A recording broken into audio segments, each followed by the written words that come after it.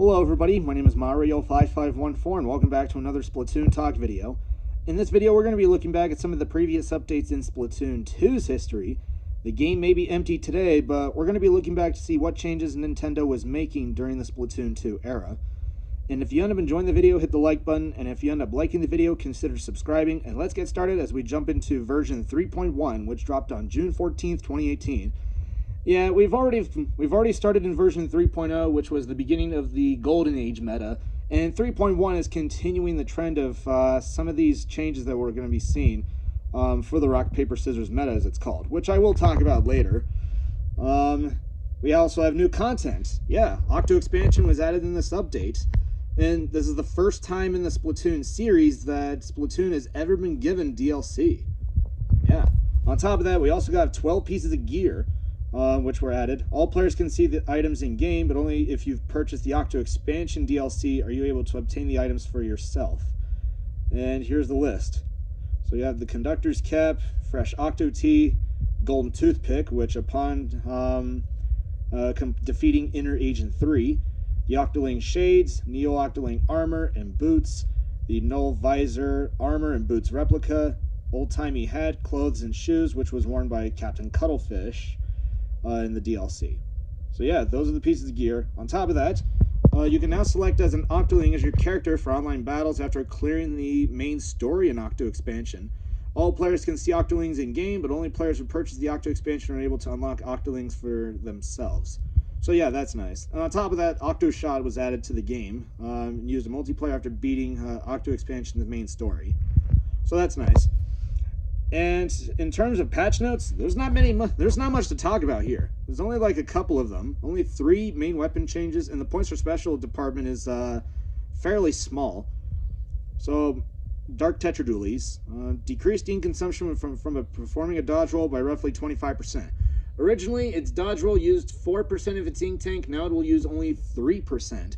Tetras have already been doing very well, especially with its the hitbox for collisions with players was expanded back in 2.2, which was slightly reverted in 2.2.1. So yeah, Tetras have been on the rise a bit, and this will definitely help them in the meta. Undercover Brella expanded the area covered by ink after shots hit a surface. So this is basically similar to the buff Splat Brella was given in the last update.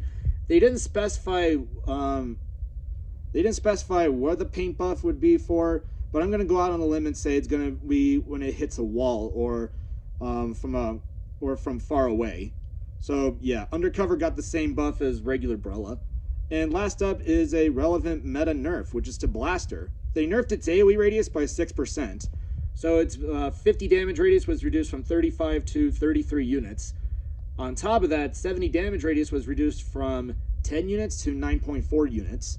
So Blaster's AoE size is now 6% smaller, which was a very relevant nerf here, given the fact that this is a trade-off to offset the 7-frame end lag buff that it was given back in 2.1. So in exchange for having 7 frames faster end lag, the blast radius will be 6% smaller, which I think is a decent change here. And it doesn't really kick Blaster out of the meta. It's still a relevant pick, all things considered. And for the points for special changes, only 4 of them. 52 and Crack-On will get Baller at 170, End Parries will get Inkjet at 190, and Dapple's Nouveau will get Inkstorm at 180.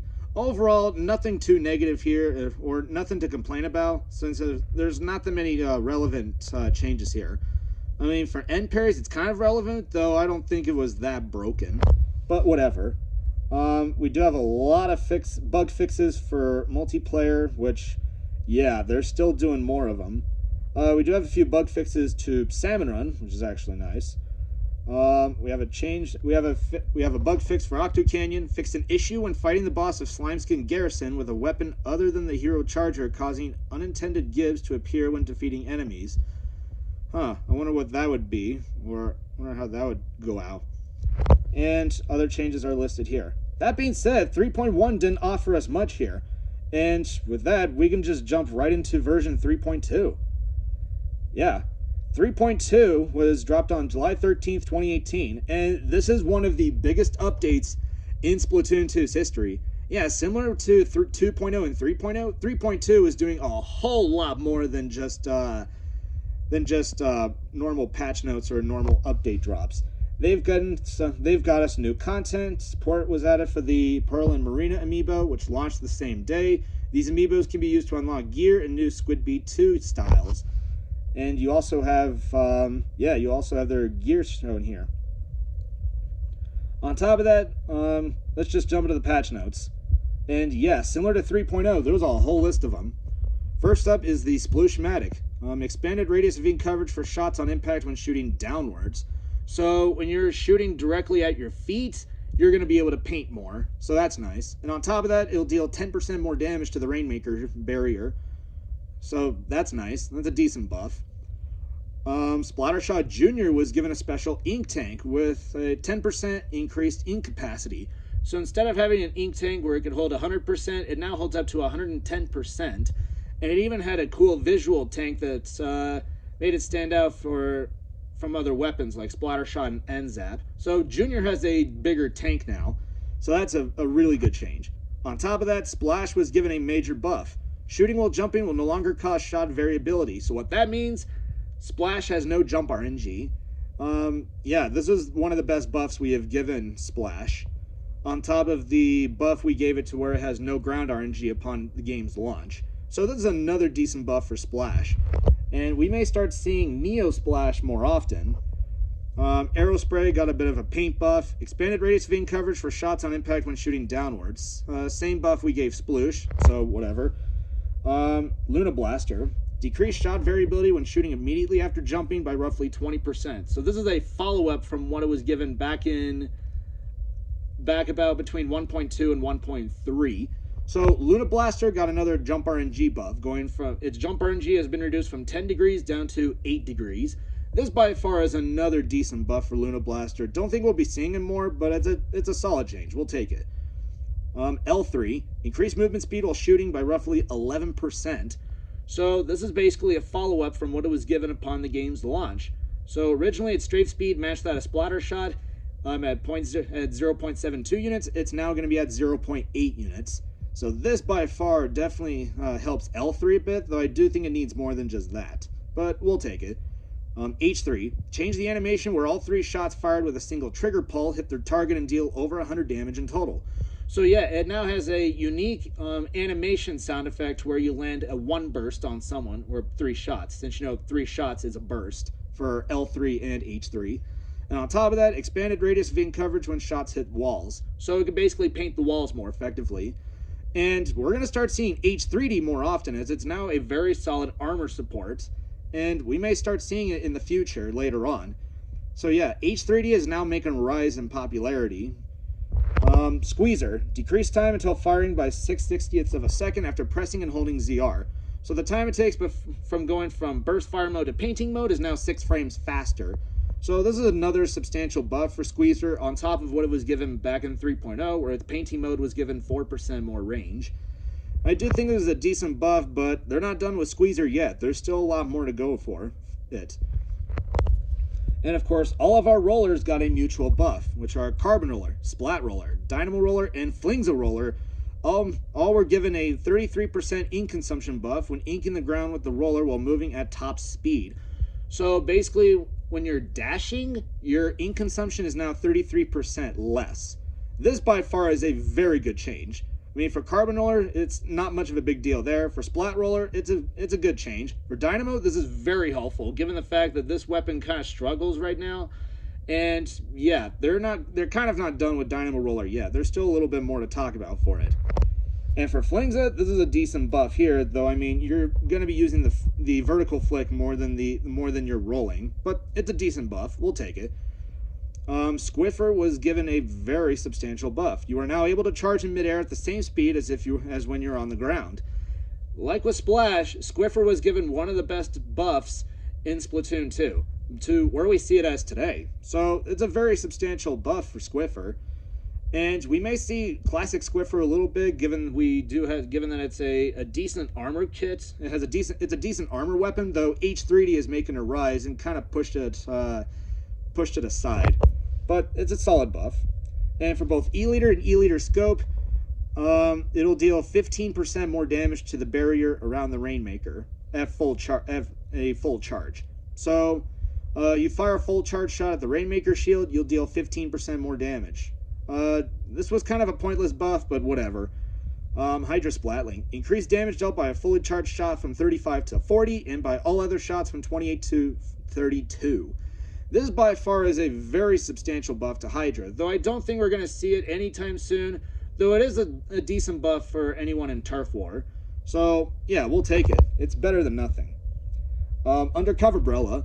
After splatting an opponent or assisting a teammate in splatting an opponent, the Umbrella Canopy will reappear as if it had been destroyed or be restored to maximum durability if it was still functional. So what that means is that if your canopy is about to break and you're able to splat an opponent or assist one of your teammates, your canopy will be reappeared if it has been destroyed immediately, or it will return to maximum durability like you didn't do any damage to it. So yeah, Undercover got a very sizable buff, though it's far from being usable. Both Rapid and Rapid Pro got the same kind of nerfs Blaster got in the last update. Their blast radius, Rapid Blaster got a 6% blast radius nerf, same for Rapid Pro.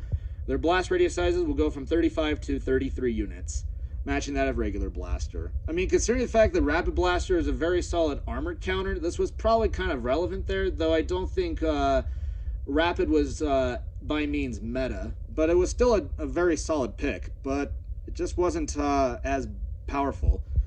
But I mean, this was kind of a relevant nerf, but I kind of think it was unnecessary. Same with Rapid Pro. I don't think we saw Rapid Pro as much. Ballpoint. Yeah, the Ballpoint was unveiled back in 3.0 after like a turf tournament that took place. And yeah, Ballpoint was unveiled in 3.0. And this is the first nerf Ballpoint was given. Decreased charging speed when in midair or out of ink by roughly 33%. So what that means is if you're charging up the weapon and you're jumping, it'll be 33% slower. The charge speed will be 33% slower.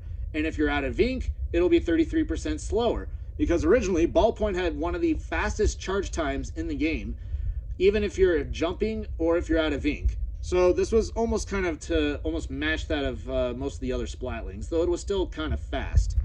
So I mean, this was kind of unnecessary since Ballpoint wasn't broken here. But it was in a league of its own though.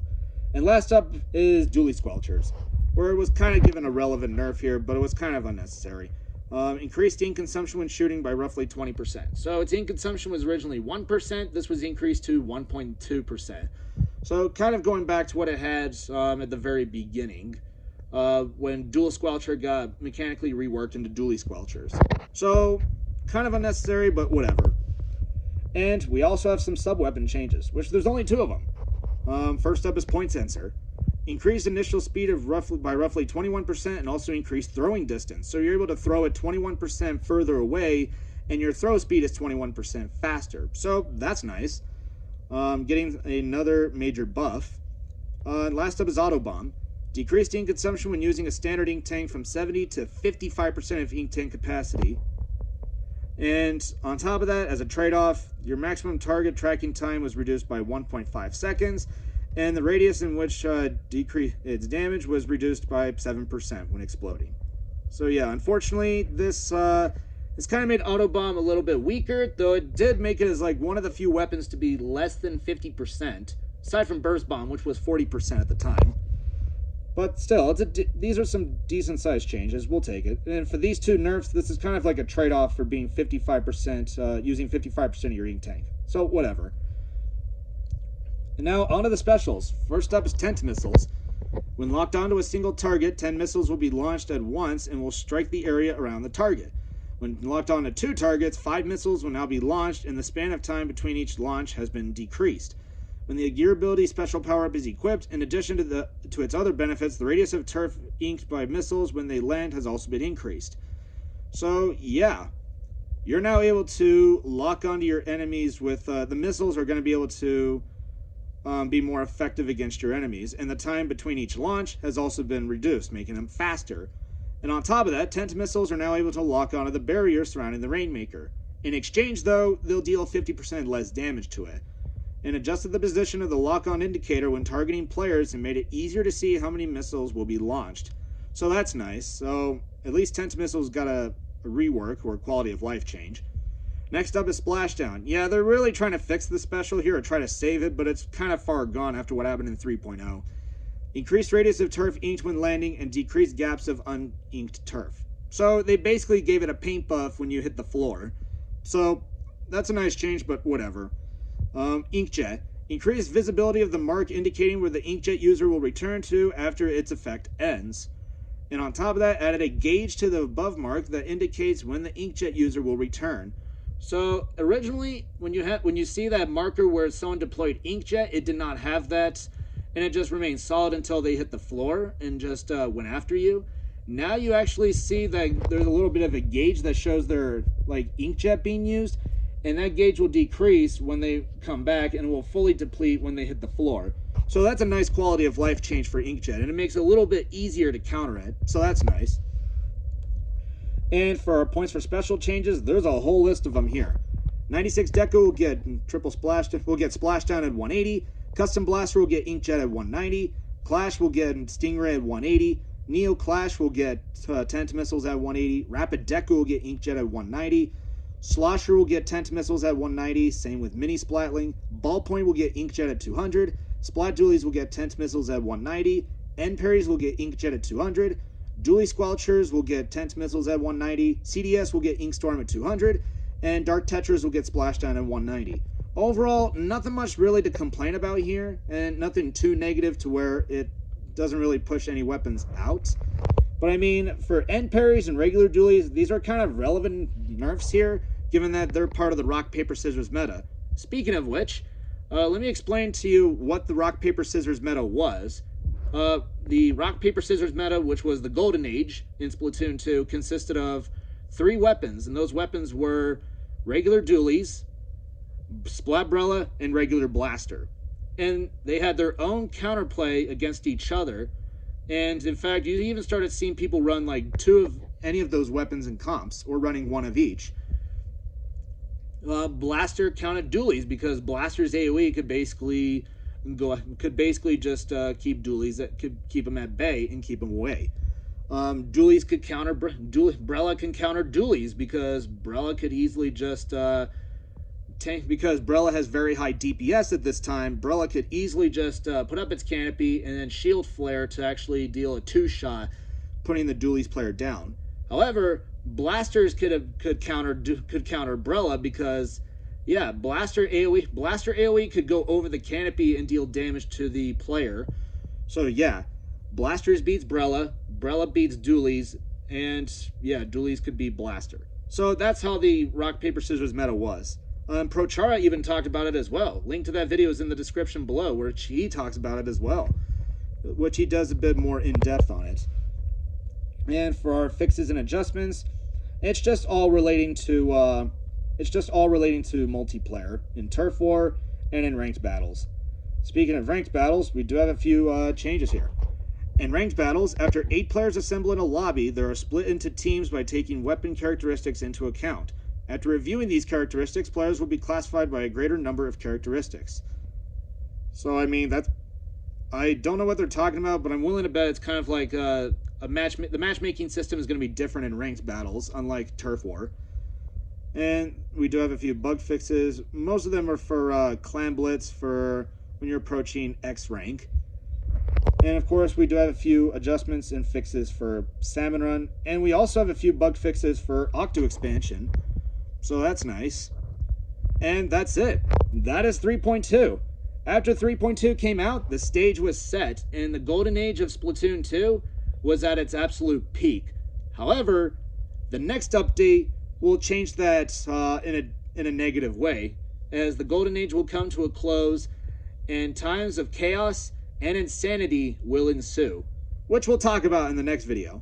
Thank you all for watching. If you guys liked the video, be sure you subscribe, and don't forget to leave a like on the video. If you want to see more videos like this, just send a comment below. Thank you all for watching, and I will see you all next time. And until then, stay fresh.